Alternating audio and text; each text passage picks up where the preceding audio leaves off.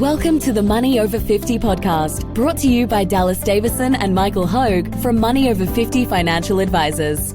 This information is general in nature and does not take into account your objectives, financial situation, or needs. Therefore, you should consider whether the information is appropriate for you and your personal circumstances. If you require personal advice, please contact Money Over 50 Financial Advisors. Here are your hosts, Dallas Davison and Michael Hogue. Welcome to Money Over 50. Today we're talking about how to turn $700,000 into $2 million. Thanks, Dallas. So quite a few of our new clients come in to see us with around about $700,000 of retirement savings at around about 10 years to go in their working lives. Whether they're age 50 or whether they're age 55, they're usually around that. Yeah, 10 years is that sort of 10 years to go. Gap. Generally speaking, the youngest is just finishing university or was just finished university. The youngest child. The youngest child. Not the youngest member of the couple. The youngest member of the couple. The youngest child, sorry. Is just getting off their hands. They're just getting off their hands. Yeah. So it's a scenario that we see a lot. Yeah. And quite often we say to those people, if you were retired right now, what would give you a comfortable retirement? And usually that comes in at around about $100,000 of net. Yep. In future terms, yeah. So if they were retired in 10 years' time, to give them a lifestyle where they're able to travel and eat out and still go to bar class and gym and all those types of things. Yeah. Generally speaking, about $100,000 in the hand. Yep. Is enough. Correlates with about somewhere between 80 and 90,000 in today's dollars. Yeah, and that's I think what we've talked a lot about on this podcast before.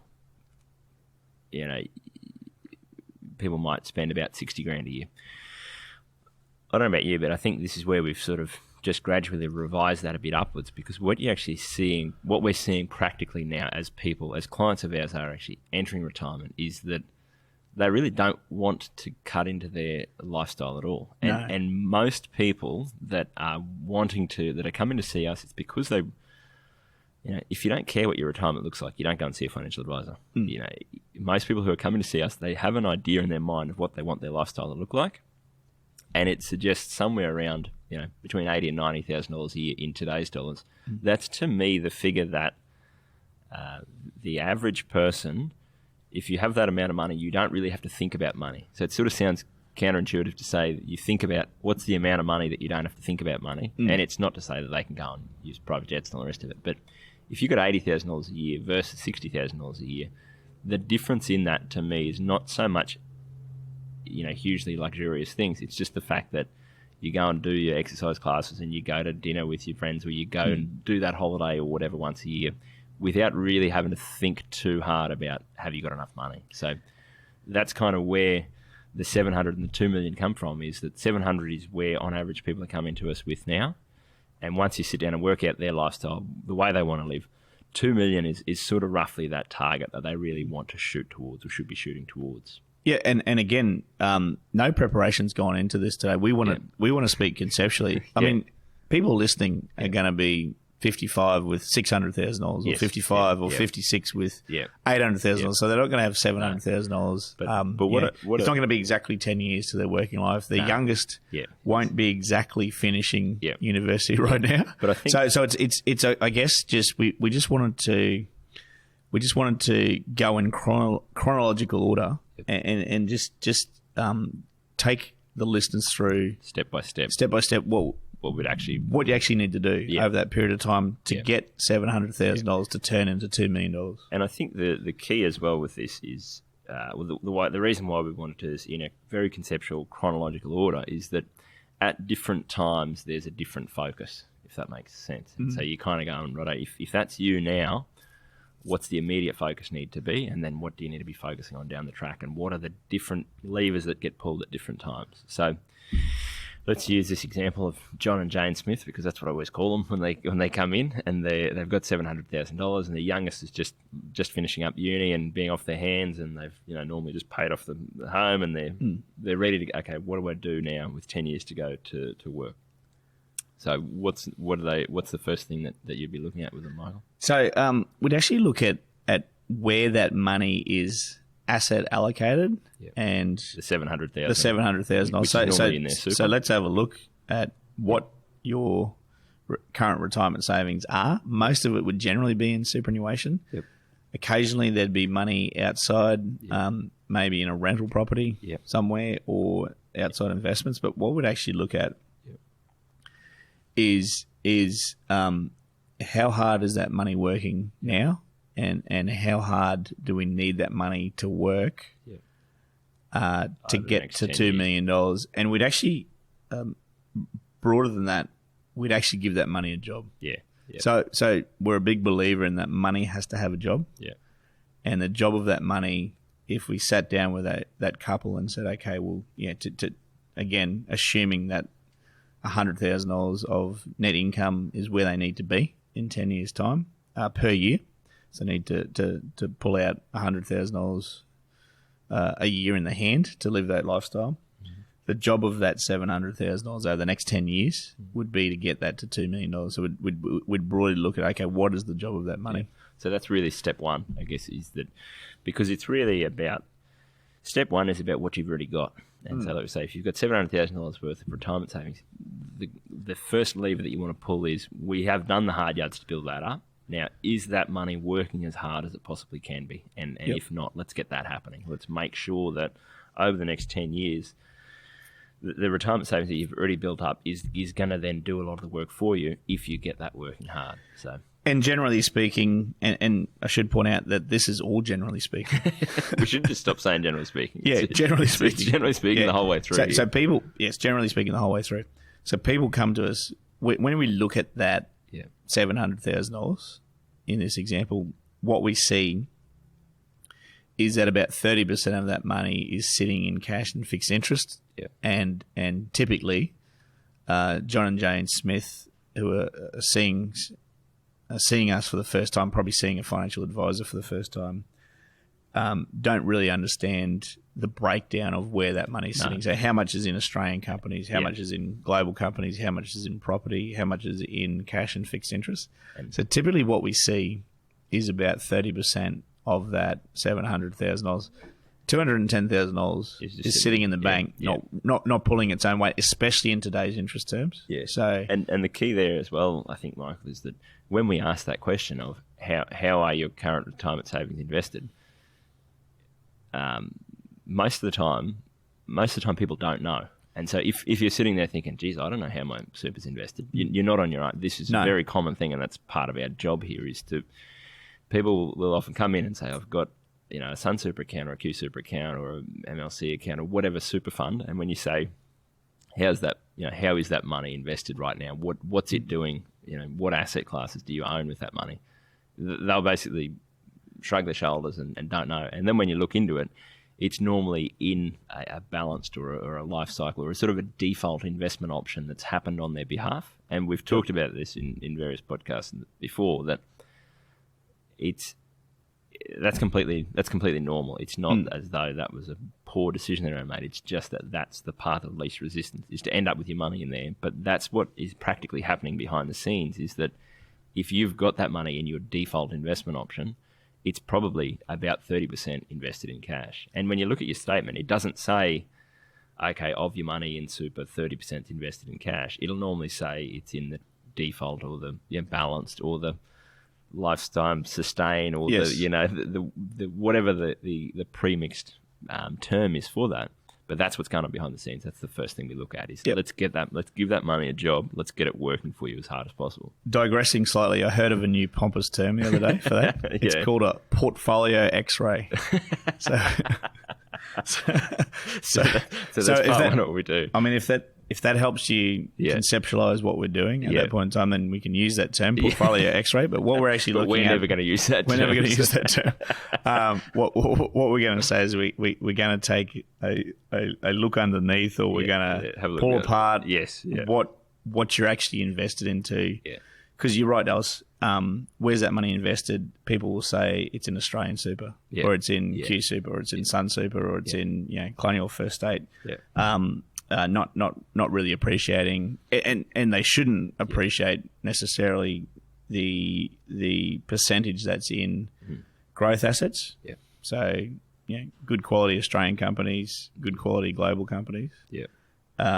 And defensive or low returning assets such as cash and fixed interest and bonds. Yeah. So that's part one. So we'd look at that. We would look at that situation and we would say, okay, before you contribute any money to your superannuation or retirement savings, what if it's a what if scenario, isn't it? Really, it's what if we dialed down that percentage of low returning money? Yeah. And what if we increased that to, in some cases, $0 in cash and fixed interest and bonds, 100% of your money, across growth assets. What type of growth assets? We're not even looking at that point in time. Yeah, it's just the trade-off between basically defensive assets and growth assets. And what we're really looking to do there is take up, and these figures are conservative, a conservative 6% rate of return up to a conservative 8% rate of return. And what I mean by conservative, if you've looked at your rate of return on a balanced fund or a growth fund over the last 10 years, returns have been in excess of those figures that we state there. Yeah. We actually dial that assumed rate of return down we dial it down quite a percentage. Yeah, and that's, I guess, to finish up to about step one in terms of how that money's invested. The point you touched on before there, Michael, around, we just said some of that money you may well decide that you want to remain in cash, and in particular we see this with some people have a certain amount of money that they want in a bank account that they can see and touch and get access to, and that just helps them sleep at night. So you might say of your 700,000 that you've got that's in total retirement savings, some's in super, some's invested in your own name, that sort of thing. You might say, okay, of all the money that I've got in super and of all the money that I'm contributing in, I'm happy for that to be working as hard as possible, but I just want to leave a buffer of $20,000 or $50,000 or whatever that figure is. I want that there as a bit of a security blanket. And that's a part of that conversation, is really just about making sure that you're aligning the money. Like I said, every job's got every dollar has a job to do, and the money that you need working for you for the long term, we want that working as hard as possible. And the money that is going to be a security blanket and that you got in case of an emergency, you want that in cash. You want that in a bank account, knowing that you can get access to that when you need it. Absolutely. So it's pointless if you're 55 and not able to access your superannuation until 65. Yes.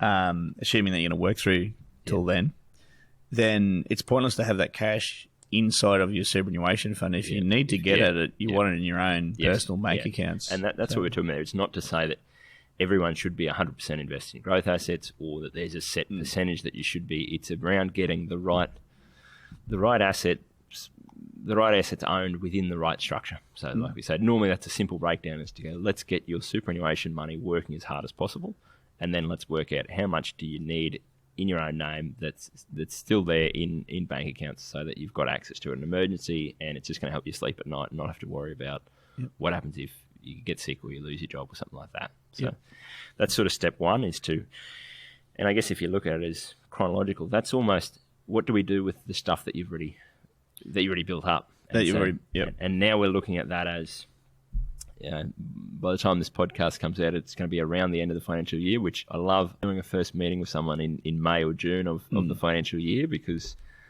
the next step is, okay, well, what can we do right now? What can we, and again, going back to that point of, if you've got more than what you need sitting in cash in a bank account in your own name, or you have a rental property in your own name, is there a way that we can get that money both invested in the right asset classes for you, and also pick up some tax savings on the way? And this is sort of step two for me, and jump in if there's anything else that you're thinking here, Michael, but is those carry forward concessional contributions, which not just a great racehorse name.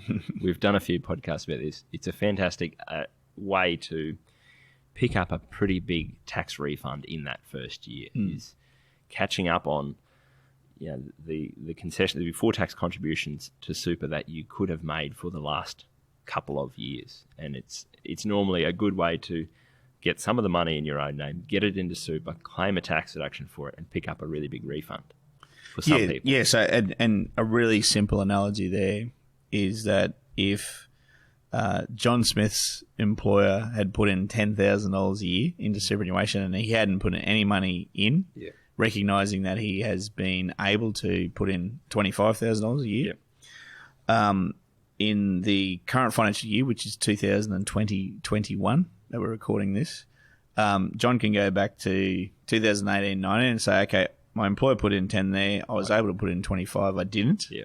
So I've got $15,000 that I can carry forward. Yep. I've got another $15,000 I can carry forward from 2019-20, and I've got $15,000 spare this year, 2020-21. Yep. He could potentially put in $45,000 this financial year, claim that as a tax deduction. Yep. And if Jane's scenario was the same, she could actually put in $45,000 this year as well. Or you could, I mean, there's plenty of ways you can apportion that over future financial years as well. And, but it's a really, really good one because it's relatively new legislation, and it's confusing, but it's often overlooked. But it's a good example of, like you say, right now. If right now John and Jane Smith have got $100,000 sitting in a bank account in their own name, and they go, we're both working, we're both earning a good income, we don't really need any cash in our own name. What should we be doing with that 100? In that case, you could take 45,000 of that, put it in John's super account, claim a tax deduction for that. If he's on about that $100,000 a year. He's going to get a refund of about $15,000 on his 45 he's contributed in. The same thing applies with Jane. So you've gone from having $100,000 in a bank account in your own name, not working that hard for you. If you've got the investment strategy of your super fund set up so that it's all in growth assets, you've taken $90,000 of that cash. You've only left a little bit of a buffer there for an emergency. You got the 90. You've got it into super. You've got it invested and working for you. And along the way, you've picked up combined tax refunds of $30,000 in that first year. So that's again a bit of a, like we said, the investment strategy is looking backwards. The carry forward or those lump sum contributions that you can pick up now. That's basically a right now thing. Yep. And then we start to look at what can you do moving forward. Yes. So the next thing that I would do then is continue on with a what if scenario. Yeah. Okay, we know that you have $700,000. We know that we need to get that to $2 million. What if? Let's work backwards. Yeah. Let's work backwards and work out all of the things that you'd need to do over that period of time. So broadly speaking, that will give us a number,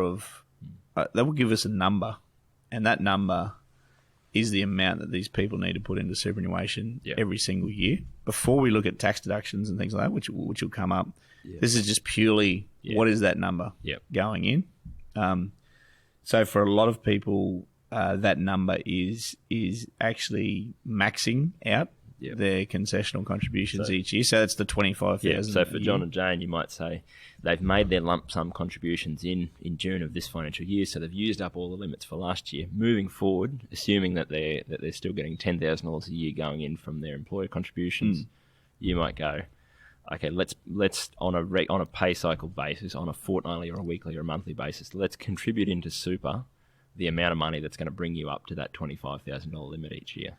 Yeah, and good news, that cap's going up on the 1st of July. So the $25,000 limit is going up to $27,500 from the 1st of July 2021. So basically what that means is, there's a second part to that as well. The super guarantee rate is going up from 9.5% to 10%. Yeah. So I guess a way to look at that is that you can put in an extra $2,500 each person into superannuation each year and claim that as a tax deduction. However, your employer is gonna put some of that in because 9.5% goes up to 10% for the super guarantee. Yeah. So for a lot of people, we would start with the assumption, hey, what if you could afford to? You're doing nothing now. Yeah. So you're not putting any focused money away necessarily. You might be saving some money. You might be adding to an investment. All of those types of things. But if we look at focused money and we said, okay, you've got $10,000 a year going in from your employer, each of you, what would happen if we actually were able to put in $17,500 each Yep. for John and $17,500 for Jane? Yep. Where would what number would that spit out over that period of time? Now, we don't have the figures in front of us because we haven't done the figures. My instinct is it would put you pretty close. Yeah, it puts you pretty close to $2 million. It would be. Now again, we don't have the numbers, but the muscle memory of having done this 1,001 times by now is that that's going to get you a fair bit of the way there. So again, the rules of thumb that I work on here is that if you've got 700,000 and in super, so you've got, if you had 600,000 in super and you put in 90,000 to use up your concessionals, then you got that money invested, got that working hard for you. That 700,000 is going to roughly double over 10 years. Now there's a rule of 72 thing that we could go into, but as a rule of thumb, your 700,000 is going to turn into, just on its own, around 1.4, 1.5 million. So that leaves us about $500,000 short. Now, as a rule of thumb, and I think we did this podcast just recently about different rules of thumb, but think of it as for every $100,000 of retirement savings that you are short in 10 years' time, you basically need to save net income of about $500 about $100 per week. So in this case, you'd go, they're on track to be at about 1.5, just with what they've already got invested. They're going to be at 1.5. They need $2 million. They're $500,000 short. How much do I need to be saving every week to make up that shortfall? The answer is going to be somewhere around $500 per week, which is about $25,000 per year. Now, the point that you make here, Michael, is you sort of work backwards where you go, you need to come up with about $500 per week. Now that we've decided that you're going to do that, let's do that in the most tax-effective way possible. And that's where claiming those contributions as a tax deduction, all that sort of thing, that's where it becomes very valuable. But those rules of thumb tell me that if I can do that, if I can max out those concessional contributions every year, I'm going to be around about where I need to be, because it's going to be about $500 a week. It's going to give me about $500,000 in 10 years' time. Well, the really nice thing there, Dallas, that money is all around us. Yes. And what I mean by that, John and Jane or whoever it is they're saving a bit of money for a holiday over here that they go on, twice a year. Yeah. They're putting a little bit of money over here into another savings account. They've probably just finished paying off a car loan or a home loan or something like that. Car loan. They're paying extra on their mortgage. As you said, their last kid that was at uni that was still bumming off them a bit, they're now off their hands. So the 27-year-old child that's been working for 5 years and has gone from an apprentice to earning really, really good money. Yeah. Still has the rego and the mobile phone paid by mum and dad. That's all gone. All those types of things. So we have that discussion. The money is all around them. Yeah. So and we find that when we give someone let's call it a bill in this situation, it's the best bill you can ever get. Yeah. The best bill you can ever get from your future self. Is from your future self. Saying, hey, I need you to come up with $500 a week. And even in this example, the max that John and Jane can do from 1 July 2021. Yeah. So combined, they have the ability to put in $35,000 if their employers are paying $10,000 each. Yep. They can put in up to $27,500 each. Yep. So in this example, the employer's paying in 10. Yep. They put in $17,500 each. Times 2, that's $35,000 for the year. Yeah, that's their bill. Yeah. That's the bill. Like I said, it's the best bill you can ever have. And the reason why those, so just to explain a bit further, and we've talked about this in great detail about before tax contributions to super. They can put $35,000 into super before tax. What that's actually going to cost them out of pocket lines up very neatly with about 25. So they're going to ordinarily they'd pay about $10,000 in tax and they'd be left with $25,000. What we're suggesting is you take that top $35,000 of your income, push it directly into super. You don't have to pay income tax on it. So it's costing you out of pocket somewhere around $25,000 or $500 per week. Yep. So that's where that weekly bill amount comes from. Yeah, our preferred way to do that for people would be to actually have their after-tax pay go into their bank account every fortnight. You pay that in. They would then contribute in fortnightly instalments. $700 of $35,000. Yep, $1,400 a fortnight. $1,400 a fortnight. Yep. And then we would claim that as a tax deduction at the end of the financial year, which would give them back somewhere in the vicinity between $10,000 and $12,000 of tax return combined. Yep. There's the holiday money. Yeah. So it fits in nicely then, because you can actually.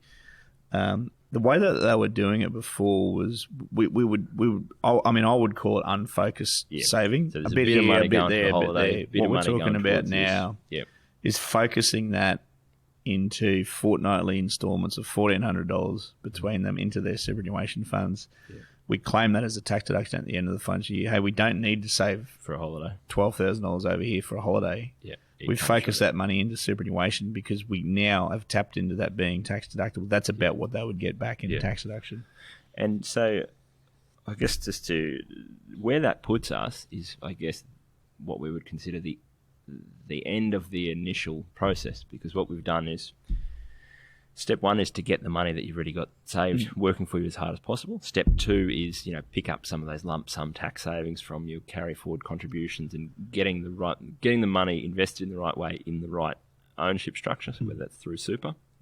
Step three is then a plan forward to max out those contributions to super, pick up the maximum amount of tax deductions available, and on average that's going to put you around where you need to be. Step four then is almost that's really where we're reviewing this on an ongoing basis every 6 months, because there's obviously been a lot of changes happen in that time. We're now saying, you'd be paying $1,400 in, and that's going to be doing this, that's going to be doing that. What we then need to do is pretty much after that first few months, we review that, and it's more just a check in there to go, does that feel about right? And is that sustainable? And is that going to be something that you can do for the next 10 years? Because it's a very different thing, doing a plan and having the steps written out and having the spreadsheet of, this is where it's going to put you. But if you get 3 months in or 6 months into that and you go, this isn't sustainable and we're actually not going to be able to stick to this, then we need to adjust that plan straight off the bat. So that's, I guess, what I would consider step four in that is, let's do this for a few months and then check in and see whether it still works and whether it makes sense and whether it feels about right. Yeah, absolutely. And our clients say a couple of other things in that there's a big gap here between when they first walk in and 10 years later on, when they get to retirement stage. Now, what they say in that period of time, we commonly hear, we love the accountability that you guys keep us accountable, keep us focused, on the right track. And peace of mind is another one that gets used quite a bit. And I can appreciate that. And that's, I think, the point where we were saying that you're reviewing that is that, we touched on this just before around it's some people's, I think I've said this before on the podcast. I read somewhere that a psychologist was basically saying that everyone who comes to see someone, a psychologist in this case, right, and I think the same applies for financial advisors, some people need to be loosened and some people need to be tightened. And either way, that first check-in after everything's been changed, sometimes that's people coming in going, hey, it's been hard to save that money. And that's more about us then just going, hey, this is where you want to be in 10 years' time. You need to be saving this amount per fortnight. Just stick to the plan. Don't adjust things. Stick to it. Let that teething period work through and stick to it and you'll be fine. Some people need to be tightened and motivated in that way to stick to it. Other people, you often find that they sort of feel like it's almost too easy and they're going, I can probably save more. And it's almost our job then to go, no, it's fine. You've said that you want to be in this position in 10 years' time. What you're doing and what you've been able to stick to is putting you on track for there. So if your goals are still the same, if where you want to be in 10 years' time is still the same, don't stress. Like, that's where the peace of mind for a lot of people comes into it, is not only do you know that you're doing everything that you can do, you know that you don't need to do any more. You're already on track. You already got everything. Everything is accounted for and is being taken care of. In that middle part then, yeah, then what we're looking is to refine things, aren't we? Yeah. So a good example is that on the 1st of July this year, 2021, we'll give people a new bill. Yep. And say, okay, you can as a couple, you guys can put in an extra $5,000 to superannuation each. Combined $2,500 each, and claim that as a tax deduction. Hey, your employer's going to actually put in a part of that. Yeah. So, we'll work it out. It makes sense for us to do that. Are you comfortable in doing that? Yeah. Here's the benefits of doing that. Let's actually get in there and change that right now. Yep. So the other thing we're looking for is other opportunities that come up. Now that's never, hey, there's this new UBUT investment fund that we can take advantage of, and we can swap money from here and put it there. I mean, it's never that, and we're very skeptical of that type of advice. But it's actually looking at opportunities from a tax planning point of view, from changes to legislation. Sometimes they're subtle, like this one, where the amount that you can put into super each year is just going up. It's being indexed up. Other times, the legislation or the pending legislation change is more significant. So we're actually looking at all of that. Is there anything else we can fine tune there, take advantage of over this next period of time? And I guess to touch on the point that you make there about the way we think it is, there's three possible areas of change, and when you're talking about refining it. It's always refining in response to a change. We have a we have a goal, we have a plan, we're working that plan. The three things that can be changing or that can be variable is number one is the person's situation, is either their situation now or their goals. So they're either going, hey, we thought we wanted to work 10 years, but maybe we want to pull up in 8 years' time, or they're saying, I was earning $100,000 a year, I've just got a pay rise to 150, or I decide I want to take this lower paying job. So the first category of changes is changes to situation. And that happens, I think, far more frequently than what people often think. So if you look at, you've got 10 years to go, everyone always thinks that nothing's going to change the next 10 years. And invariably within the first 2 or 3 years, something fairly dramatic has changed. So that's sort of the first category is, as their goals change, or as the trade-offs that they're willing to make change, we're adjusting the plan based on that. As their current situation changes in terms of their work or their income or their expenses or whatever, we're adjusting the plan based on that. The second part is legislation, which is a bit more, I guess, black and white, because like you say, we just go, these are the new rules. How do we apply those new rules to your situation with everything we know about you? The third thing that does change over time, but that we tend not to actually react to, is economic conditions. So, what the broader economy is doing in Australia and around the world, what company prices are doing, are they up, are they down? These are all things that are changing all the time. But the key for us there with that third category of change is often just making sure that our clients stick to the plan. It's not about going, share prices are up, let's do this differently, or share prices are down, let's do this differently. It's just to continue to focus people back in on what are the things that we can control, what's the plan that we've got that's putting us on track where we need to be.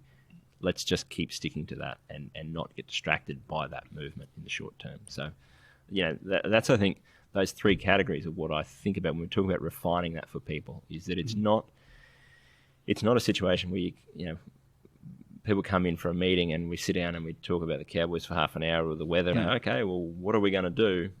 There's that sort of structured outline in our mind of what's changed in your life, what's changed in legislation, and what's going on in the economy as a whole, and how do we make sure that we're sticking to the plan? Absolutely. And along that 10-year journey from age 55 to age 65, very often halfway through that journey, what we find is our clients saying to us, hey, we're on track here, aren't we? Yeah. And we say yes. And then wouldn't mind actually becoming consultant and working from home, or wouldn't mind doing this, or I wouldn't mind cutting back to 3 days a week, or to make a lifestyle change. What would we need to do to stay on track in that position? So I think that's, I guess, if you look at those three categories of change, economic conditions are boom and bust all the time, and that's sort of one thing that we're talking about consistently with our clients, is making sure that they're comfortable with that and that they're sticking to the course.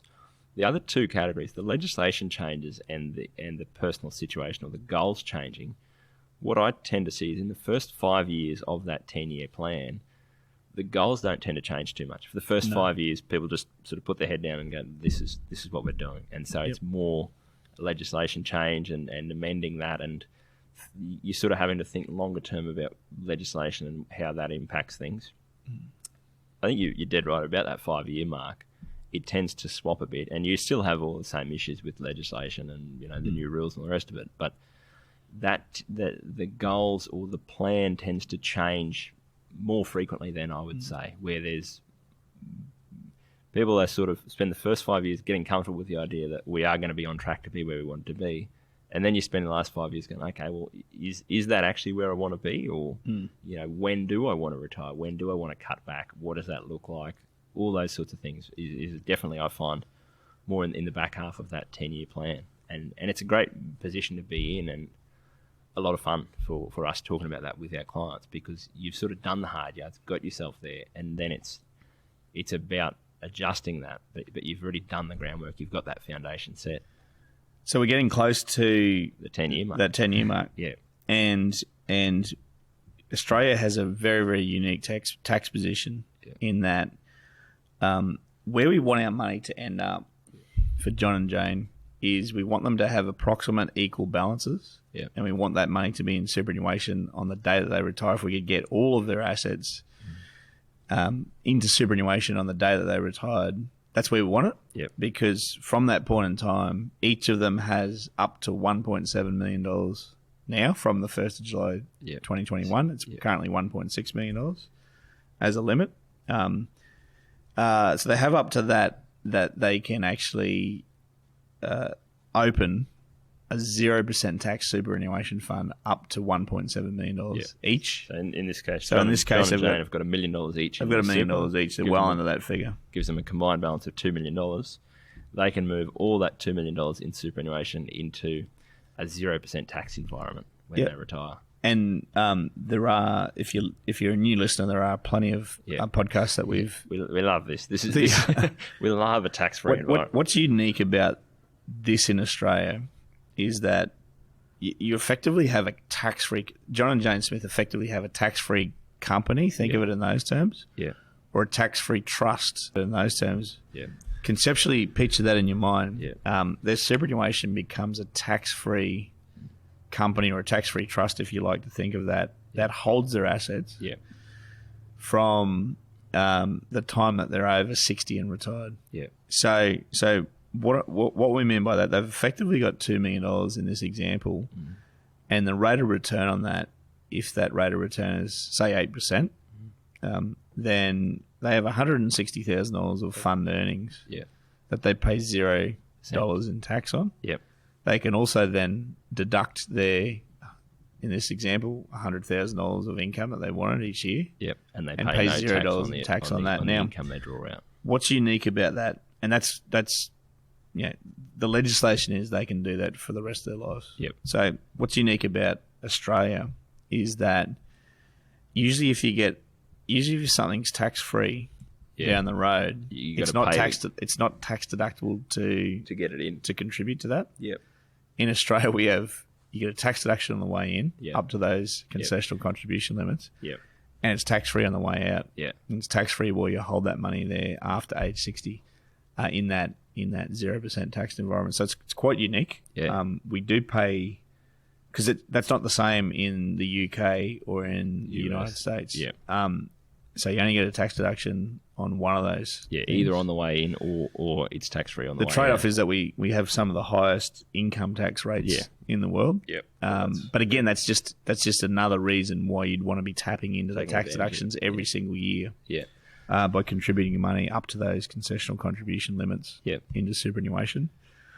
So we get to that stage then, so that's I guess if we look at again chronologically, we've done the work with the money that you've already built up, got that money, taken advantage of every dollar of tax savings, both in the initial stages and then along the way while you've been working. You've done the hard yards. You've contributed the money into super that you need to. You paid the bill every fortnight. You've got that money in. You've built up your super balance, a combined amount of $2 million. You then flick the switch. You've retired. You move that $2 million from superannuation into a tax-free account-based pension or a tax-free super income stream. That's I guess in simple terms, for most people, I guess they see that as the finish line, but we know that that's not necessarily it, because you've got to that first target. You got to retirement. You've built up the retirement savings that we said you needed. You've got it in a tax-free environment. Then you start the process of, and when I start the process, you continue the process of going. If you need to draw $100,000 a year out of that tax-free trust, the tax-free super fund, you need that money to continue to work very hard for you. It's got to get up and get dressed.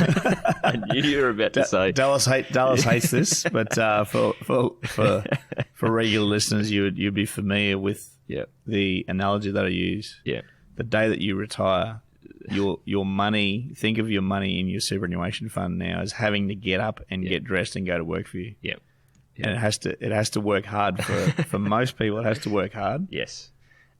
And that's I guess the point of, it's a decision that you make at that point in time, at retirement or just leading up to retirement.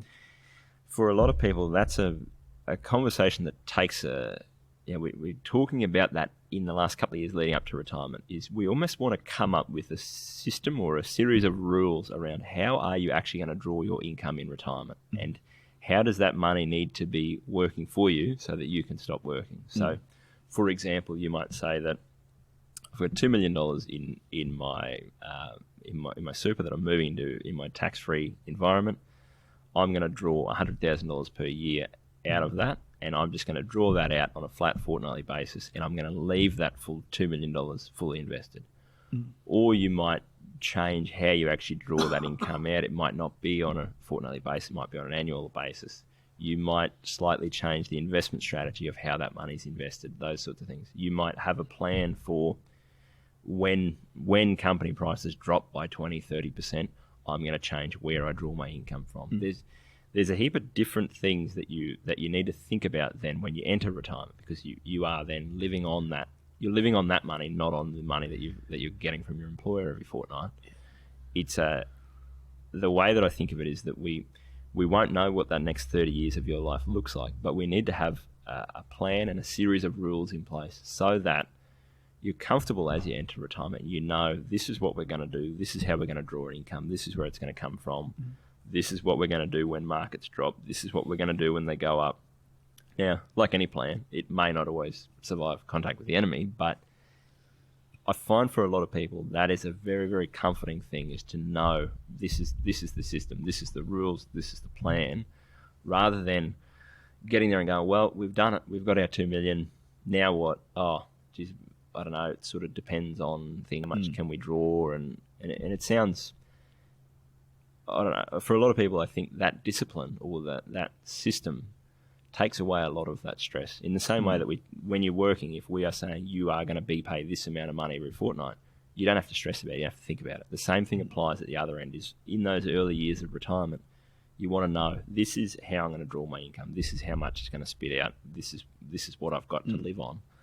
It takes away a lot of that stress, because you go, I know what my life is going to look like for that first couple of years. Yeah. So that's a big part of, I'd say, that year leading up to retirement and those first couple of years is just getting used to it, really, for a lot of people.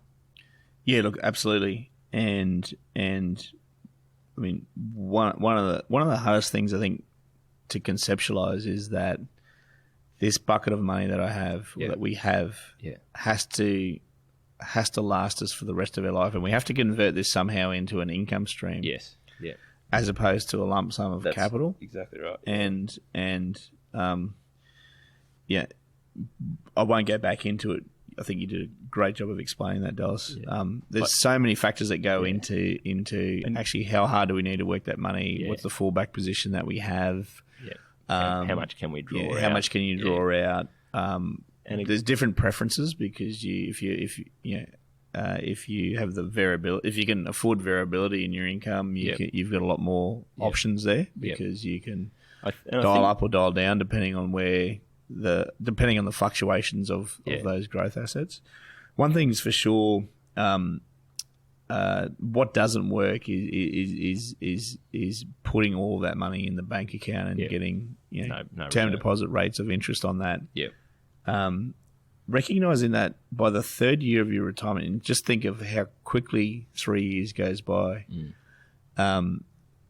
This retired couple, John and Jane Smith, will have drawn over $300,000 out of their superannuation by the third year of their retirement. Now, you don't have to be a mathematician to work out that if their money isn't being worked hard enough for them, then $300,000 out of $2 million leaves them with only $1.7 million, and it's a slippery slope from there. That's right. So statistically, they will live a fulfilled retirement, and people that come. People that get to $2 million statistically are healthy when they retire. So they statistically they retire a little bit earlier. Statistically they stay healthy for a lot longer. And of course that's changing all the time. The glass is half full in that our lives are longer in retirement, and we're living. Each generation is living, statistically a longer and healthier retirement.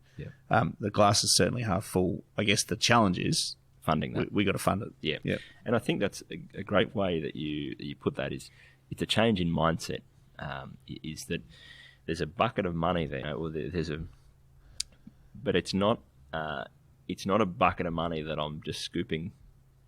I'm not scooping something out of that bucket every year and spending it, and it's just watching the level in the bucket go down and down and down. What we really need to do, now I'm going to mix metaphors, but you really need to get that money. What you really want to be doing is going the other way, and you need the money.